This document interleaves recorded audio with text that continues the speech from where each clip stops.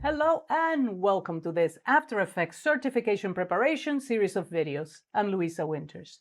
In this video, I want to discuss Objective 5.2a, which is to export frames. In this objective, we talk about exporting one or multiple frames, file formats, file names, exporting locations, layered Photoshop files, and one of the things that we can do, we already saw in the last movie, which is the collect files command. So let's get to it. In After Effects, let's open the same composition that we've been working with, which is to check and verify, to check a composition for errors and verify specifications. This is what we're going to export. If we want to export a frame of this, basically we put the playhead on top of whatever frame we want to export, and then we go to Composition, Save Frame As, and we can change, we can go to File, in which case it's going to be a Photoshop file. We can also go to Composition, Save Frame As, Photoshop Layers, in which case it's going to be a Photoshop file. And we can also go to Composition, Save Frame As, Pro EXR, in which case it's going to be a Pro EXR file. So all of these things, so Open EXR, it could be the current frame or the work area, all of those things. So I'm going to cancel out of that. If I wanted to export, say, a range, say from here, so I'm going to use the work area bar, B for beginning and N for end, say from here to here. And you know what? This doesn't have animation. So let me go to, let's go to track mat, whatever, right? So I'm just going to get rid of, I'm going to make this invisible. And let's just export. Maybe we want to export from here, B, to here, N, right? We can go to Composition, Add to Render Queue. And here from the output module, we can choose any of these, including a TIFF sequence with alpha or a Photoshop sequence, or if we go into custom, we can do a series of others, which we're going to cover in the next movie. But this is like each and every frame is going to be a still. All right. So remember, that's just composition, send to render queue. So with the composition selected, composition, send to add to render queue. Composition, add to render queue.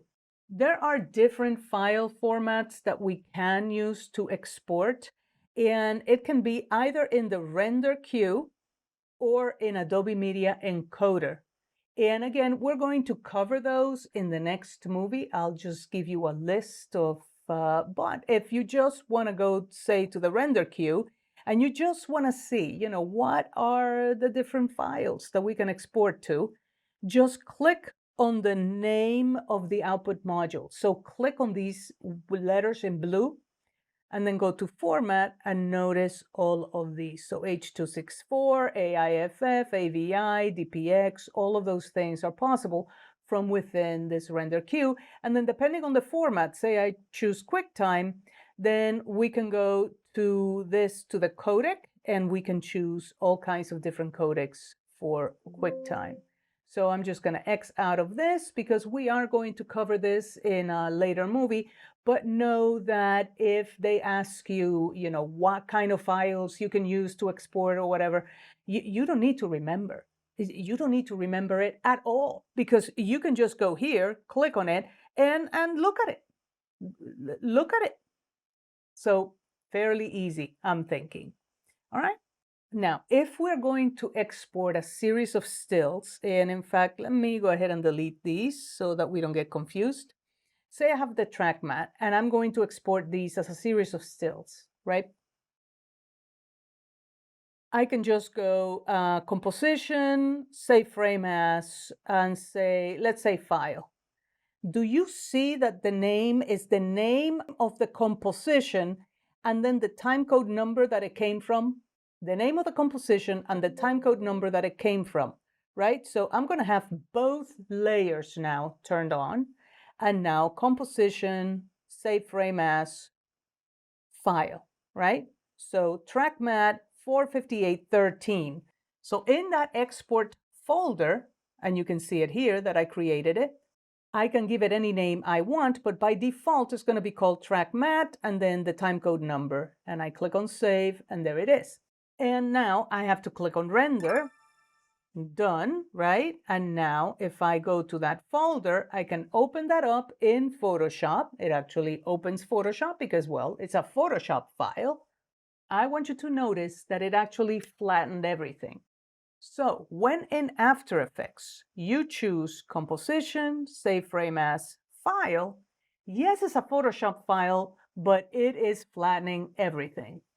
When you go to Photoshop Layers, then notice that it's going to be just a plain Photoshop. It did not give us the timecode number, right? So there it is.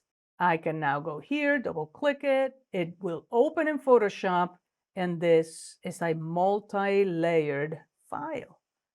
So I can turn the layers on and off. All right. So the next one is Composition, Save Frame As, Pro EXR. I'm going to save it on the same one here, on the same export folder. And look that it's going to be an EXR. Click on Save. And I can choose the work area or custom. I can change the compression. So I'm just going to save the entire work area. And when it finishes, you're going to see in that folder all of the frames that it created. And here you have them. See, track mat, and then the frame number. So notice that it says 8930, 8931, 32, 33. I'm going to delete all of these so it doesn't really matter, right? So I can just click on one, press and hold shift, click on the last one, press delete, and that's it, right? But it gave it the frame number. Now, if instead of doing that, I go, and I'm going to make this a little bit smaller here. I'm going to add this to the render queue. So composition, add to render queue. And in the render queue, I choose to go say Photoshop file. Notice that it's going to give me not just the name of the composition, but also the name of the composition plus. So it's gonna give me this name nomenclature, right? So when I click on render, and it's gonna go fairly quickly, I'm gonna show you what it did. It actually created a folder called track mat, and then inside of that folder, it gave me the separate stills. All right, so this is one still per frame, and I can open any of those in Photoshop and notice that it is flat. In other words, it did not maintain the layers, but that's okay because we didn't need to. So remember that you can export these frames from within After Effects, either one flattened frame that you can use later on for a thumbnail, for YouTube, whatever, it doesn't really matter, or the multi-layered Photoshop file. You can also export a sequence of stills, and you have choices when you go into the render queue. You have even more choices if you go to Adobe Media Encoder, and we're going to talk about that in the next movie. So this brings us to the end of this movie. Thank you for watching, and I'll see you on the next movie.